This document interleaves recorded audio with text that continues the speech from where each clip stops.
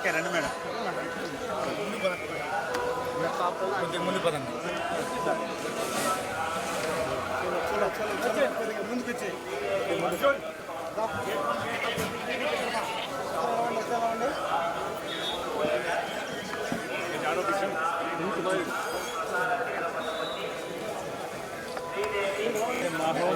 బాగా చూస్తున్నాను పక్క కట్టాబు మేడం.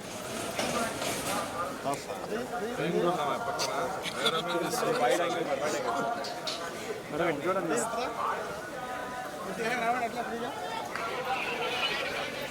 బా వాయిస్ ఏడే పెట్టేద్దాం. కానీ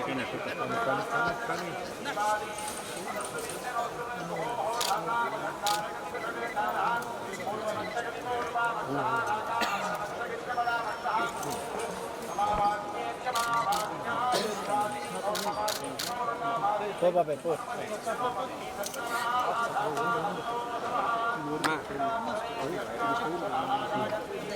జరుగు అట్టైనా జరుగు ఎట్టైనా జరుగు.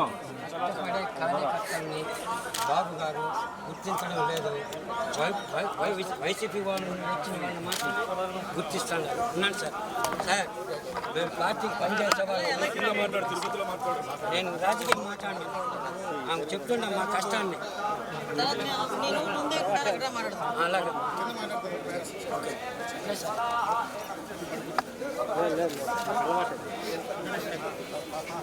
Right side right side madam. ఈ పక్క వచ్చి మీరు చెయ్యేస్తారండి.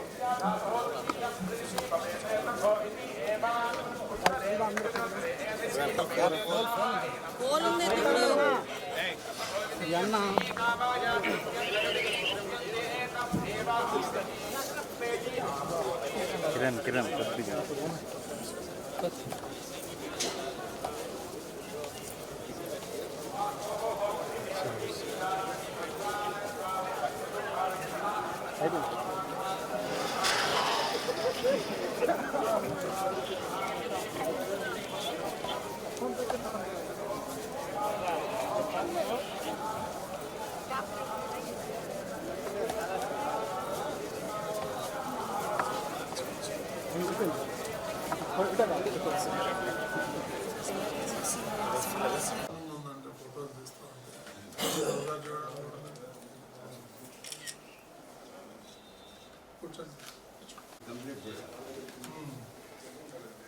కొద్దిగా అంటే ఇంకా చాలా ఉన్నాయి సార్. 5 వరకు ఉన్నాయి సార్. 5 వరకుకి కూడా ఎస్టిమేట్స్ వేసి పంపించాను. ఎస్టిమేట్స్ కరెక్ట్గా లేట్లు అవుతుందని కంప్లైంట్ చేసి పెట్టమని పెట్టాను. ఈలో ఎన్నికం మళ్ళీ వెరిఫై చేయించేస్తాను. 5 వరకు మేము ఎస్టిమేట్ వేసాము, అది శాంక్షన్ కాలేదు. మళ్ళీ ఇప్పుడు ఎస్టిమేట్ వేసేసారు. కరెక్ట్గా ఉందా లేదో చెక్ చేయమని అది వచ్చేస్తుంది. తర్వాత చెరువుది 1.4 అప్పుడు ధర్మారెడ్డి గారు ఉన్నప్పుడు ఏమన్నారంటే తిరుమల పుష్కరనే మనం సరిగ్గా మెయింటైన్ దగ్గర ఉంటేనే కష్టంగా ఉంది, అంత దూరంగా ఉంటుంది స్టాప్ చేసాం. ఫిల్టర్ హౌస్ అది పెట్టి నీట్గా ఆ చెరువుల్లోనే మళ్ళీ పుష్కరం లాగానే స్టెప్స్ అయితే పెట్టి ప్లాన్ వేసి ప్లాన్ కరెక్ట్గా ఉందా లేదో చెక్ చేయాలి. తిరుమలకి ఆయనే చేస్తున్నారు. మొన్న వచ్చినప్పుడు ఆయన కూడా అడిగారు, మీరు ఏదైనా ప్లాన్ ఇవ్వండి సార్ అంటే మీరు బాగా పుష్కరం క్రియేట్ చేస్తాడు. అది వచ్చి తర్వాత ఇంకొక 4 ఎస్టిమేట్స్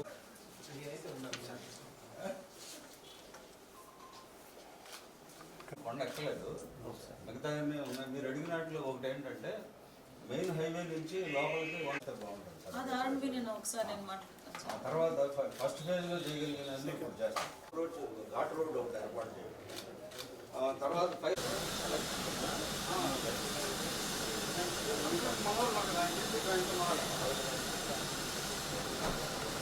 అందరికీ నమస్కారం. ఈరోజు గౌరవ తిరుమల తిరుపతి దేవస్థానం చైర్మన్ గారు నాయుడు గారిని ఈరోజు మర్యాదపూర్వకంగా కలవటం జరిగింది.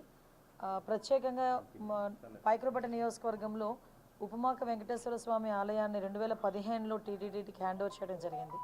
టీటీడీకి హ్యాండ్ ఓవర్ చేసిన తర్వాత సుమారుగా అక్కడ కొన్ని కార్యక్రమాలకు ఒక గౌరవ సీఎం గారు చంద్రబాబు నాయుడు గారు కూడా అప్పుడు సీఎం హోదాలో ఆ రోజు ఉపమాక వెంకన్న స్వామిని దర్శనం చేసుకుని ఆ చుట్టుపక్కల ప్రాంతాన్ని ఎలాగైనా అభివృద్ధి చేయాలి అనే ఉద్దేశంతో అక్కడ ల్యాండ్ ఎక్వైర్ చేయడం దగ్గర నుంచి ఒక మాస్టర్ ప్లాన్ తయారు చేసి టీటీడీకి హ్యాండ్ ఓవర్ చేసి అక్కడ టెంపుల్ని బాగా అభివృద్ధి చేయాలి అని ఆ రోజు సంకల్పించుకొని ఆ రోజు ఒక మాస్టర్ ప్లాన్ కూడా రెడీ చేసుకున్నాం ఆ రోజు.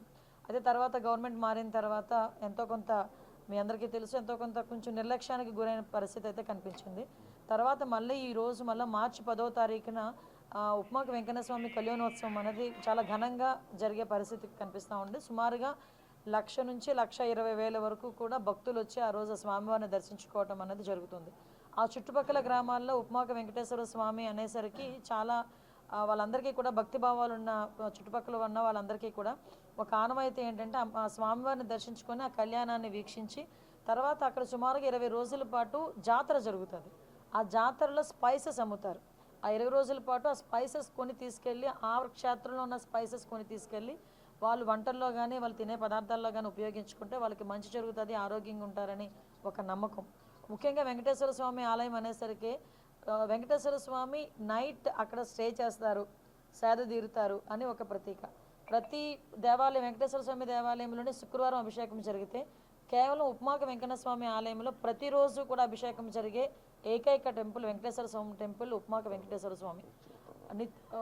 మనకి నిత్య ఉత్తర ద్వార దర్శనం కూడా జరిగే ఏకైక టెంపుల్ అది వెంకటేశ్వర స్వామి టెంపుల్. సో అటువంటి టెంపుల్ని మళ్ళీ తిరిగి ఈరోజు మళ్ళీ అభివృద్ధి పదంలోకి ముందుకు తీసుకెళ్ళాలి, భక్తులందరికీ కూడా అందుబాటులో ఉంచాలని గౌరవ చైర్మన్ గారిని కలిసిన వెంటనే చాలా సానుకూలంగా స్పందించారు. ఇమీడియట్గా సిఈ గారిని పిలిపించారు. సిఈ గారికి కూడా ఆ టెంపుల్ మీద అవగాహన ఉండటం వల్ల మేము చెప్పకుండానే తనే తిరిగి మొత్తం ఇవి చేయాలమ్మా, పుష్కర్ని క్లీన్ చేయాలి, పుష్కర్ని మనం రెడీ చేసుకోవాలి, మనం చక్ర స్నానానికి రెడీ చేసుకోవాలి, ఇవన్నీ కూడా ఆయనే చెప్పడం నిజంగా చాలా ఆనందంగా అనిపించింది. ఏదైతే గౌరవ సీఎం గారు ఆలోచన మేరకు మళ్ళా తిరిగి ఈ టర్మ్లో మా అందరి ఆధ్వర్యంలో ఈరోజు మళ్ళీ తిరిగి ఉప్మాక వెంకన్న స్వామి ఆలయం అనేది మంచి అభివృద్ధిలోకి ముందుకు వస్తుందని అపారమైన నమ్మకంతో మేము ఇక్కడ నుంచి వెళ్తున్నాం. రాబోయే మార్చి 10వ తారీఖున జరగబోయే కళ్యాణం కూడా అత్యంత వైభవంగా చేయడానికి టీటీడీ వాళ్ళ సహకారం కూడా కోరడానికి ఈరోజు ఇక్కడికి రావడం జరిగింది. వాళ్ళు కూడా సానుకూలంగా స్పందించారు. ఆ స్వామివారి కళ్యాణం అత్యంత వైభవంగా జరిపిస్తామని మాత్రం అందరికీ హామీ ఇస్తున్నాం. Thank you.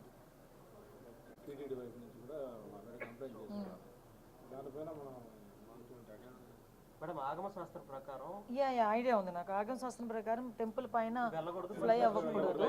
యాక్చువల్గా లాస్ట్ టైం కూడా మా దృష్టికి వచ్చింది ఈ విషయాన్ని. మేము కంప్లీట్గా దాని మీద ఒకసారి ఎంక్వైరీ కూడా వేయమని చెప్పాము. దాని మీద రిపోర్ట్ వచ్చిన తర్వాత అటువంటి పరిస్థితులు రాకుండా చూసుకునే బాధ్యత కూడా మేము తీసుకుంటాం. ఇబ్బంది ఏమి లేదు.